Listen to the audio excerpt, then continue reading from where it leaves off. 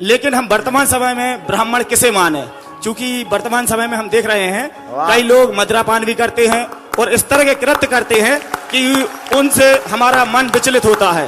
और ब्राह्मण पढ़ पढ़ के बताता है, आप लोग करते हैं, तो ब्राह्मण सब बताता है, इसलिए उसे गुरु की दृष्टि से देखा जाता है। और गुरु की दृष्टि से देखने के कारण उसे इसलिए कहा गया है जगत गुरु ब्राह्मण। वेद पढ़ने भेद नहीं जाने, अरे ये बात पुराने 18 और क्या कहेगा पता नहीं, लेकिन पुराणों में क्या लिखा हुआ है। तो नमस्कार दोस्तों, आमिर से जुड़े एक और नई वीडियो के साथ। तो आज का हमारा प्रश्न है कि वर्तमान समय में असली ब्राह्मण कौन है। जो आजकल के ब्राह्मण है जो बीड़ी, शराब, तंबाकू सभी नशा का प्रयोग करने लगे हैं।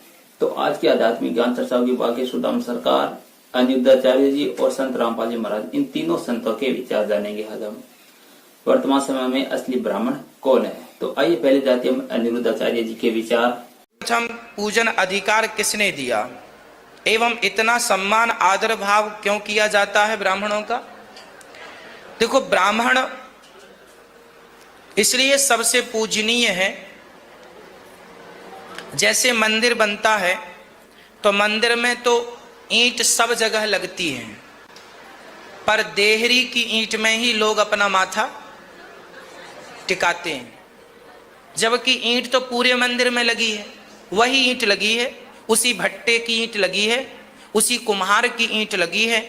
सारी ईंट को लोग माथा नहीं टेकते, पर द्वार की ईंट को माथा टेकते हैं। उसी प्रकार ब्राह्मण एक द्वार है। ब्राह्मण क्या है?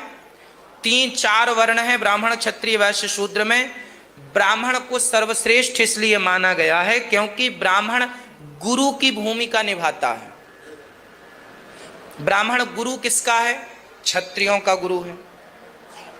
धनुष बाण चलाना सिखाता है ना, वेद पढ़ाना सिखाता है ना।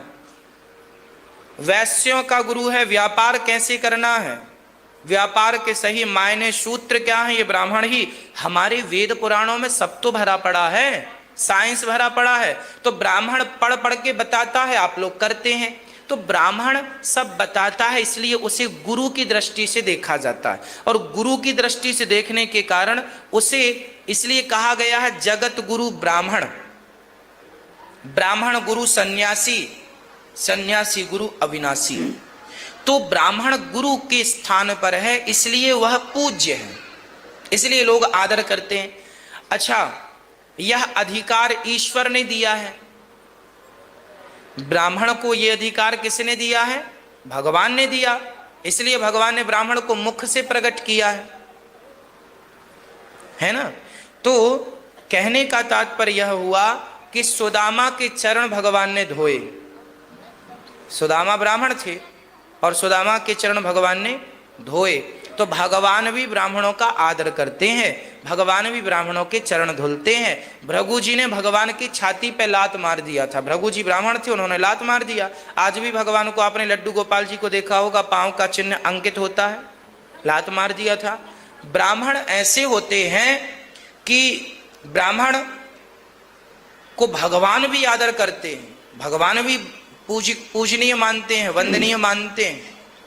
इसलिए ब्राह्मण का भगवान ने आदर किया, इसलिए सब आदर करते हैं।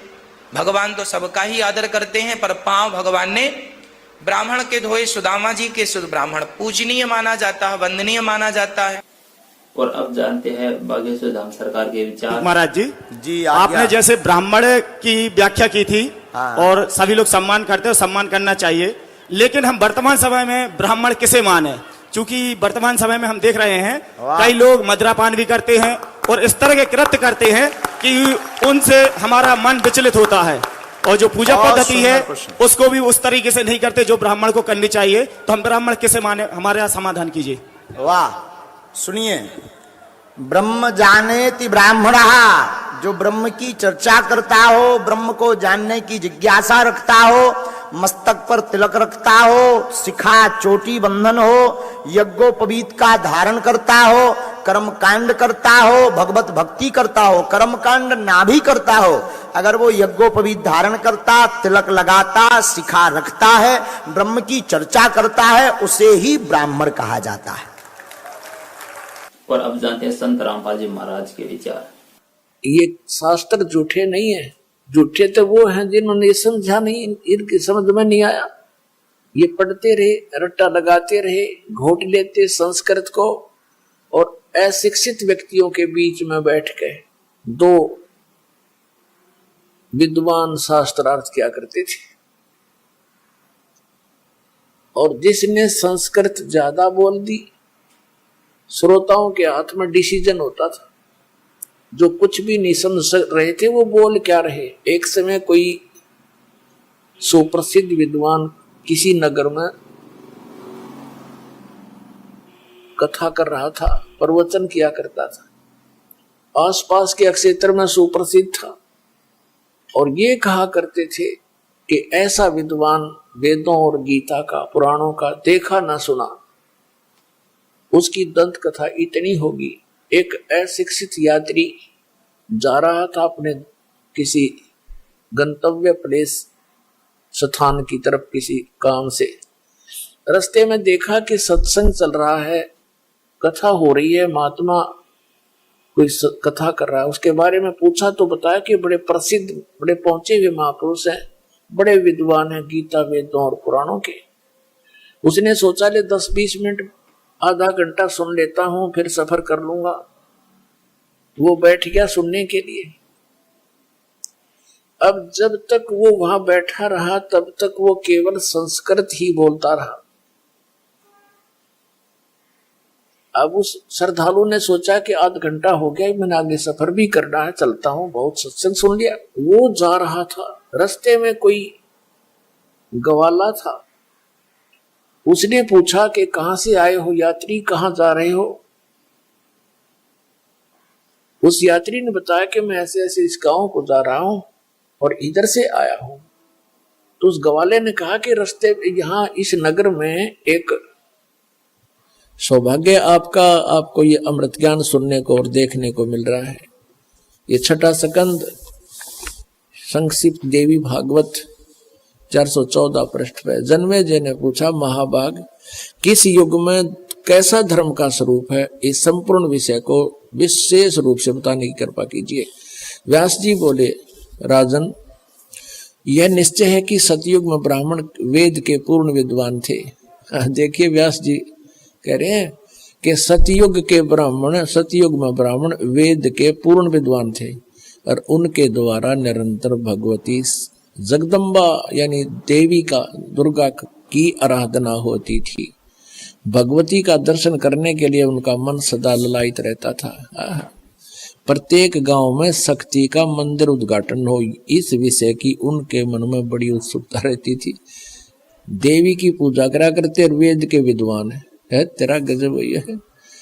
अरे नो ये सती में ये मंदिर का लठी कटवाए नकली ब्राह्मणा ने, ये काम बिगाड़ रखे सारा, अपने स्वार्थ बस अपने चेले बिठा दिए, उन्हें पूजा लागी, इनकी मौज माच की। प्रत्येक गांव में शक्ति का मंदिर हो। अब यहाँ क्या बता, देखिए ये तो सतियुग के ब्राह्मणों की थी, अब कलियुग के ब्राह्मणों की सती थी। और सुन लो इसी पवित्र पुराण में, धर्म की यही सती थी, त्रेता में भी रही परंतु कुछ ह्रास हो गया था। सतयुग की जो सती थी वह द्वापर में विशेष रूप से कम हो गई थी। राजन उन प्राचीन युगों में यानी सतयुग, त्रेता, द्वापर में जो राक्षस समझे जाते थे वे कली में ब्राह्मण माने जाते हैं, कलयुग में। क्योंकि अब के ब्राह्मण प्राय पाखंड करने में तत्पर रहते हैं, दूसरों को ठगना, झूठ बोलना और वैदिक धर्म कर्म से अलग रहना कलयुगी ब्राह्मणों का स्वाभाविक गुण बन गया है। पुण्यात्माओं, परमेश्वर ने 600 वर्ष पहले कहा था, वेद पढ़े पर वेद न जाने, ये बाँचे पुराण 18। और पत्थर को ये पत्ते खुआवे, भूल गए सिरजनहारा। वेद पढ़ने, वेद नहीं जाने, अरे ये बाँचे पुराण 18। और क्या कहेगा पता नहीं, लेकिन पुराणों में क्या लिखा हुआ है। ब्रह्मा जी अजरो अमर है, सर्वेश्वर है, महेश्वर है, इनकी कोई माता पिता नहीं, यही समृद्ध शक्ति है। और ये जन्मते मरते नहीं। और पुराणों में लिखा है ये जन्मते और मरते हैं, इनका तो जन्म और मृत्यु होती है। यही अपनी देवी पुराण आपको स्पष्ट करेगी। पुणात्माओं, जब तक हम अपने उन पवित्र सदग्रंथों से स्वयं परिचित नहीं होंगे तो हमारे अंदर जो जमा हुआ ये युगों युगों का लोक वेद यह दंत कथा अटे नहीं, और इसके हटे बिना भगवान की रुचि बढ़े नहीं तो हमारी इन्हीं में आस्था पड़ी रहेगी।